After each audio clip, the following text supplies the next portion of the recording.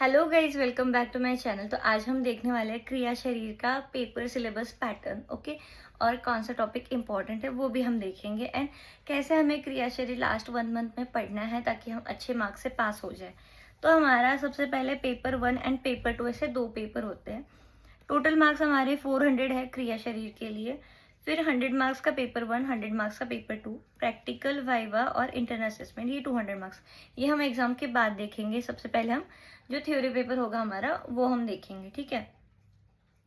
तो स्टार्ट करते हैं पेपर 1 से। पेपर 1 में क्या क्या इंपॉर्टेंट होने वाला है। अब देखो, यहाँ पे मैंने ना पूरा एनसीआईएसएम के सिलेबस के अकॉर्डिंग पूरा चार्ट कर रखा है, ठीक है। जो हमारा पीडीएफ है एनसीआईएसएम का, उसमें ना उन्होंने अच्छे से दिया नहीं है। मतलब सबसे स्टार्टिंग में ही चार्ट दिया है, फिर मार्क्स दिए, ठीक है। फिर नीचे कहीं पे एमसीक्यू एससीक्यू लेके और कितने आने बोले वो और कहीं पे दिए रखे हैं। तो ये मतलब पढ़ने के टाइम पे ना बहुत ज़्यादा डिस्टर्ब होता है या फिर मतलब बार बार रेफर करना प्रॉब्लमेटिक होता है। तो इसलिए मैंने एक पूरा चार्ट अच्छे से आपके लिए बना रखा है। तो ये आपको प्रिंट करना है एंड ऐसे पैटर्न में आपको पेस्ट कर देना है, ठीक है। और फिर ऐसे ही आपको पढ़ना है। पेपर 1 में जो हमारा सिलेबस है, ठीक है, शरीर, फिर बेसिक प्रिंसिपल्स ऑफ आयुर्वेदा, त्रिदोष, वात पित्त कफ, उनका दोषों का वृद्धि और क्षय, आहार अग्नि, आहार पाक, और ये सारे जो मॉडर्न के टॉपिक्स। तो ये सारा टॉपिक हमारा पेपर 1 का सिलेबस में आता है। अब यहाँ पे देखो कि क्या क्या इंपॉर्टेंट है। शरीर, बेसिक प्रिंसिपल और त्रिदोष, इसके ऊपर वेटेज है इतना 8 मार्क्स का वेटेज है। एक एससीक्यू आ सकता है और 3 एमसीक्यू उसके ऊपर आने वाले हैं, ठीक है। तो ये थोड़ा सा छोटा सा टॉपिक है। आप एक एक आवर में मुझे लगता है कि खत्म हो जाएगा। तो आप ये 8 मार्क्स आपके ये पे सिक्योर हो जाते हैं। फिर वात पित्त कफ, ये तो सबसे इंपॉर्टेंट टॉपिक है क्योंकि हमारा पूरा आयुर्वेद वात पित्त और कफ से ही चलता है। तो ये आपको सबसे पहले करना है, उनका वृद्धि और क्षय। अब जो अष्टांग हृदय का आई थिंक 11 चैप्टर है, उसमें दोष और उनके वृद्धि क्षय के श्लोक दिए, तो वो आपको अच्छे से याद करने हैं। और 2 फायदे वो वहाँ पे याद करोगे तो क्रिया शरीर में भी इम्पॉर्टेंट है वो, और वहाँ पे भी आपको स्कोर हो जाएगा। और फिर अष्टांग हृदय, उसमें भी वो इम्पॉर्टेंट है, तो आपको वहाँ पर भी मार्क्स मिलेंगे, ठीक है। तो दोनों जगह पे आपका फायदा है, तो ये बिल्कुल स्किप नहीं करना, ठीक है। और एक ऐसे क्यों तो उसके ऊपर आने वाली है। फिर षटक्रिया काल, जो हमने षटक्रिया काल पढ़ी है, चय प्रकोप प्रशम, ये वाली चीज़ है, तो वो भी आने वाला है, ठीक है। वात पित्त कफ आपको करना है। वात पित्त कफ के श्लोक भी है। और जो चरक संहिता का 12th वात कलाकली अध्याय, वो इम्पोर्टेंट है। अब वहाँ पे भी वो आप करोगे, ठीक है। तो चरक में भी वो इम्पोर्टेंट है और यहाँ पे भी इम्पोर्टेंट होगी। तो आपको एक टॉपिक कर लेने से आपके 2 जगह के मार्क्स सिक्योर हो जाते हैं। फिर उसके बाद आता है आपका प्रकृति, आहार, अग्नि, आहार पाक, ठीक है। प्रकृति, आहार, अग्नि और आहार पाक। प्रकृति परीक्षण या फिर वो तो हमने कर रखा है, ठीक है। लेकिन प्रकृति बहुत इंपॉर्टेंट टॉपिक है। वात प्रकृति, कफ प्रकृति और ये सारे जो इनके पॉइंट्स हैं प्रॉपर, वो इम्पॉर्टेंट है, ठीक है। और ऐसा नहीं है कि सिर्फ एग्जाम्स के लिए इम्पॉर्टेंट है, लेकिन लाइफ टाइम के लिए भी आपको ये इम्पोर्टेंट है, आपको करने तो वो चाहिए। कहने को प्रकृति वैसे थ्योरी पेपर में भी इम्पोर्टेंट है, लेकिन प्रैक्टिकल एग्जामिनेशन में और फिर लाइफ टाइम जब आप पढ़ोगे, ठीक है, डॉक्टर बनोगे, तब पेशेंट देखोगे, तो तब भी प्रकृति परीक्षण आपको बहुत इंपॉर्टेंट पड़ेगी वहाँ पे, तो उसका वहाँ पर भी यूज है। फिर आहार, अग्नि और आहार पाक, इसके ऊपर 26 मार्क्स का पेपर आने वाला है। और जो हमारा मॉडर्न है वो 23 और 17 मार्क्स का आने वाला है। मतलब 40 मार्क्स हमारे जो है वो मॉडर्न है। तो मॉडर्न स्किप नहीं करना। बहुत सारे बच्चों ने अभी मॉडर्न पढ़ा नहीं होगा, लेकिन मॉडर्न बिल्कुल भी स्किप नहीं करना। मॉडर्न बहुत वेटेज वाला है, 40 मार्क्स का है। लेकिन पहले आपको आयुर्वेदिक टॉपिक्स कवर कर लेने हैं, ठीक है। अब अगर आपको स्टार्ट नहीं किया, आपने कुछ भी नहीं पढ़ा, तो आपको कहाँ से स्टार्ट करना है। सबसे पहले ये स्टार्ट करो, ठीक है। फिर उसके बाद वात पित्त कफ करो और उनके दोष वृद्धि क्षय षटक्रिया काल, ये बहुत छोटा है, ये तो आपको 1 घंटे में हो जाएगा, ठीक है। ये करो, ठीक है। और ये 1 घंटे में हो जाएगा। फिर ये इसमें मतलब हर एक में 3-3 या फिर 2-2 घंटे आपके स्टडी के हिसाब से लगेंगे। फिर प्रकृति परीक्षण, ये तो 2 से 3 आवर्स तो लगेंगे ही लगेंगे, इससे ज़्यादा भी लग सकते हैं अगर आपने पहले नहीं पढ़ा तो ये बहुत इंपॉर्टेंट है। मतलब देखो, 2 दिन में अप्रॉक्स आपका क्रिया शरीर का पेपर 1 का आयुर्वेदिक पार्ट खत्म हो जाता है, ठीक है। फिर मैं आपको कहूँगी कि जो हमारा सेकंड पेपर है उसका आप पढ़ो, ठीक है। मॉडर्न का सबसे पहले मत पढ़ो, क्योंकि मॉडर्न थोड़ा सा वास्ट है और फिर वही आप करने जाओगे तो आपका आयुर्वेदिक पार्ट रह जाएगा। अब देखो सेकंड पेपर में भी ना 40 मार्क्स का ही वेटेज है इसका अप्रॉक्स, ठीक है। तो अगर आप आयुर्वेदिक पार्ट करते हो तो 60 मार्क्स आपके कंफर्म हो जाते हैं, तो उसमें से आपको 40 तो मिलेंगे ही मिलेंगे। मतलब अगर आपने बिल्कुल भी मतलब फर्स्ट टाइम ही रीड किया है तो आपको 40 मार्क्स का तो आपको रिकॉल होता ही होता है, ठीक है।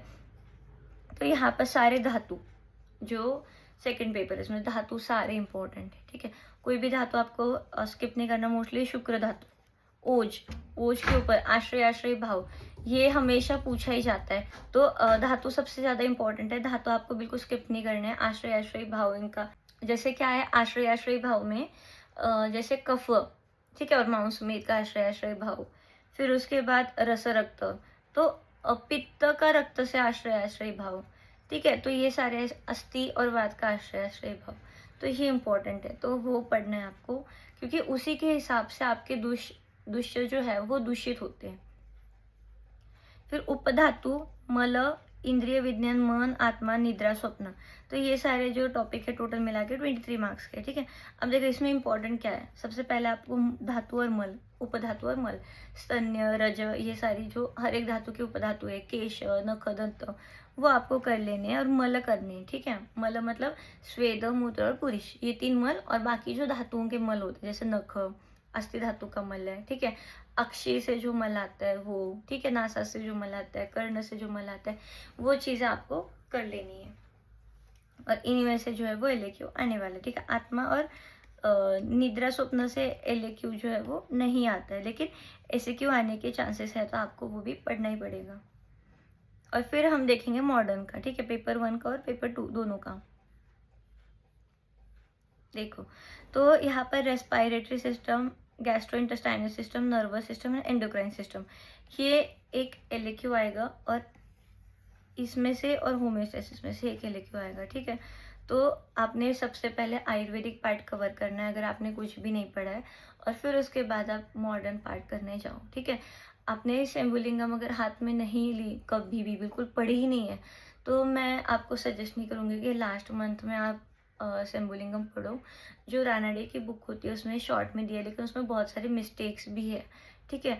तो अब आपके ऊपर है, अगर आप बहुत फास्ट रिवीजन कर सकते हो, आपको ज़्यादा रिटेंशन रहता है, अगर आप मतलब याद करोगे और बहुत टाइम तक वो रिटेन रहता है ब्रेन में, तो आप शंभुलिंगम के 1-2 रीडिंग मारोगे तब भी चलेगा। लेकिन आपको बिल्कुल याद नहीं होता है तो प्रॉपर अच्छे से आप पढ़ो, ठीक है। रानाडे की बुक से पढ़ो या फिर कोई और अच्छी बुक हो जिसमें शॉर्ट में दे रखा हो, तो उसमें से आप पढ़ो, ठीक है। दोनों टॉपिक के लिए, ये नहीं कि सिर्फ इसमें। अब मसल फिजियोलॉजी, एडिपोज टिश्यू, इसमें से कोई एलएक्यू नहीं आएगा, ठीक है, सिर्फ और सिर्फ, पर लेकिन 3 एसक्यू आ रहे, ठीक है।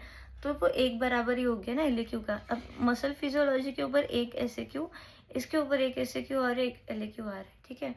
तो आपको वो करना पड़ेगा। फिर male reproductive, female reproductive system, excretory system, sense organs, sleep, और मोस्टली ना आपने नीट में बायोलॉजी अच्छे से पढ़ी होगी ना, तो आप ना पेपर में लिखोगे तब भी चलेगा, ठीक है। आपने थोड़ी बहुत एनाटॉमी पढ़ी है, ठीक है। सीवीएस के रिलेटेड आप थोड़ी बहुत फिजियोलॉजी पढ़ लो, कार्डियक साइकिल बहुत इंपॉर्टेंट, बहुत मतलब बहुत।